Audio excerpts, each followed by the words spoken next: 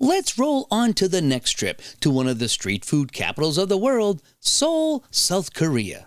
Today, we'll be discovering an unusual twist on the traditional sweet waffle. Waffles are batter-based cakes cooked in patent irons. They originated in medieval Europe and became popular in America after the Dutch introduced them. We can see our vendor placing a selection of nuts in the waffle iron. He then adds the batter, ensuring that it is spread evenly across the iron plate. Different sweet ingredients can be added with the batter. The only limit is your imagination. The ingredients can be added before or after adding the batter. Did you know that in the 20th century, sweet waffles became an easy and convenient breakfast option with the invention of the electric waffle maker and the frozen Eggo waffles? The electric waffle maker allowed people to make their own waffles at home with a simple batter and a flip of the switch. The frozen Eggo waffles, created by three brothers in California, could be heated in a toaster and enjoyed with syrup or butter. I still eat the frozen Eggo waffles today. Lego my Eggo. Today, sweet waffles are enjoyed in many countries and cultures with different varieties and flavors. Some examples are the Belgian waffle, which is a thick and fluffy waffle with deep pockets. The Liege waffle, which is dense and chewy with caramelized sugar. The Hong Kong style waffle, which is crispy and shaped like a honeycomb. And the pandan waffle, which is green and fragrant with coconut milk and pandan leaves. After the batter is cooked between the hot plates of the waffle iron, the waffles are gently pried off the machine using metal skewers to avoid burning the fingers. Then they are placed under a fan to cool down and dry out. This step is important to prevent the waffles from becoming soggy or losing the distinctive curved shape. Korean street food offers a variety of other sweet snacks that can satisfy your cravings. Some of the more popular ones are hotteok, a fried pancake filled with brown sugar and nuts. Carp bread, a fish-shaped pastry with red bean paste. Twisted donut, a crispy and chewy deep-fried dough. And bunjeopang, a waffle-like cake with red bean or custard filling. Once the waffles are dried, we can start adding some extra ingredients. Whipped cream is a popular addition that can add freshness to many waffles. Nuts and seeds can also be added. These give a healthy and crunchy boost to our dessert. For the next waffle, you will need to add some whipped cream and Oreo cookies as toppings. You can either use a can of whipped cream or make your own by whipping heavy cream and sugar until stiff peaks form. Then, you can either use whole Oreos, crush some Oreo cookies in a Ziploc bag, or chop them into small pieces with a knife. Either way, make sure you have a glass of milk handy in case there are any extra cookies laying around. Sprinkle the Oreo pieces over the whipped cream and enjoy your delicious waffle. Oreos are the world's most loved cookies, but they have a rich and mysterious history. They were created by Nabisco in 1912, 4 years after their rival, Hydrox. The origin of their name is unknown, but some theories link it to the French word for gold. They are vegan, kosher, and come in over 50 flavors and 10 shapes. Some of the most unusual flavors include cotton candy, waffles and syrup, and jelly donut. Oreos are also a different cookie in China, where they are thinner and less sweet. Finally, we can't forget marshmallows, one of my favorites. Marshmallows are light and fluffy, so they create a great balance with the heavy waffle and whipped cream. Once they are prepared, they are presented exquisitely in gold and brown. Doesn't everyone want to dine like royalty? But wait! This vendor has another trick up his sleeve. We need a refreshing beverage to wash down the delicious waffle goodness. How about homemade lemon tea? Made and canned at the waffle stall. Feeling drowsy? How about a fresh coffee?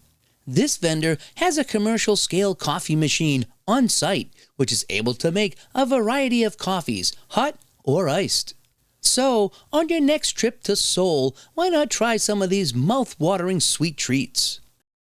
Welcome to the Bangwa-dong area in Seoul, South Korea.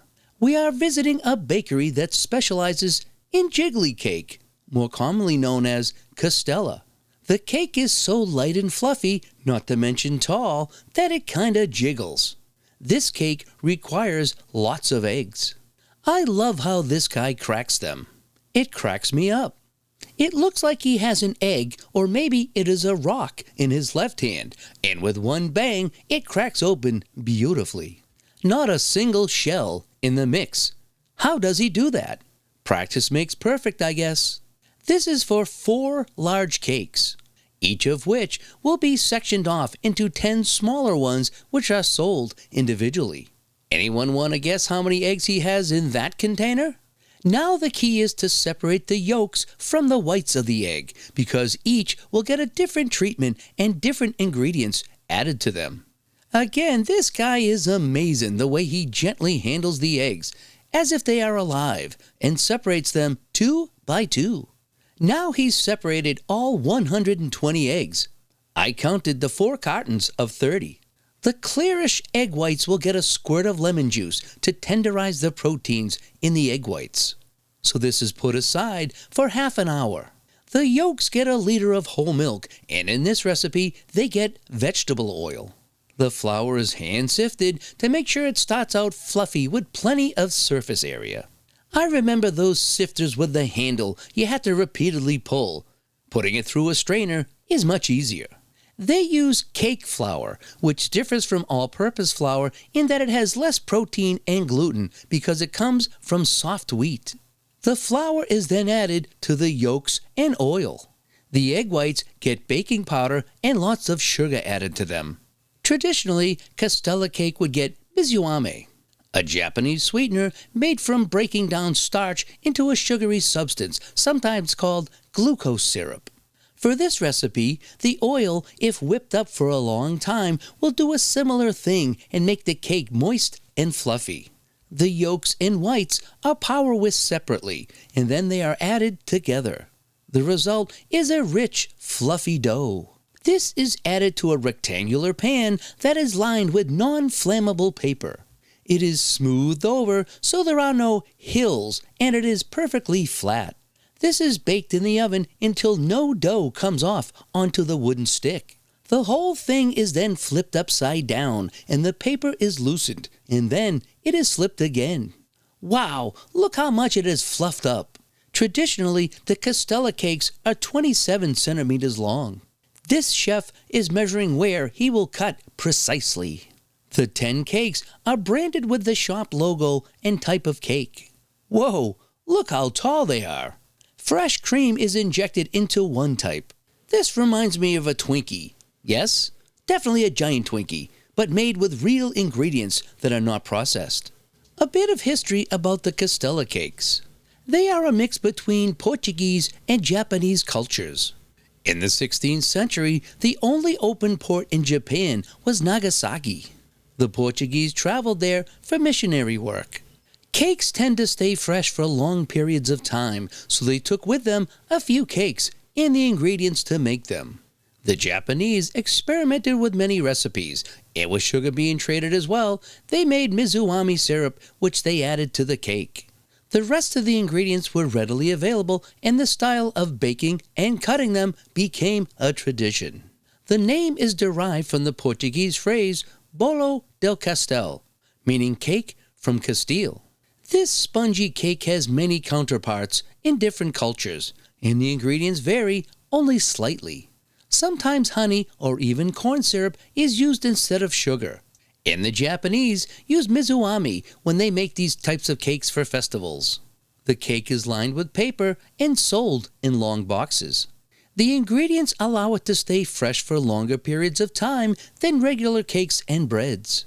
The plain jiggly cake sells for 8,000 Korean won, or $6. And the one filled with cream goes for 9,000 Korean won, or $6.80. The pastry chef who made this cake from start to finish really had a workout. I guess if you just make one for yourself, you can scale down the ingredients so there's less heavy lifting. I hope I get a chance to visit Korea one day and go to this bakery at the Bangsing Market. That's all we have time for in this video. We hope you have been inspired to explore different cuisines from around the world and expand your horizons. We hope to see you again. If you liked this video, please be sure to subscribe to the channel to be notified about when our next video is posted. Bon appetit!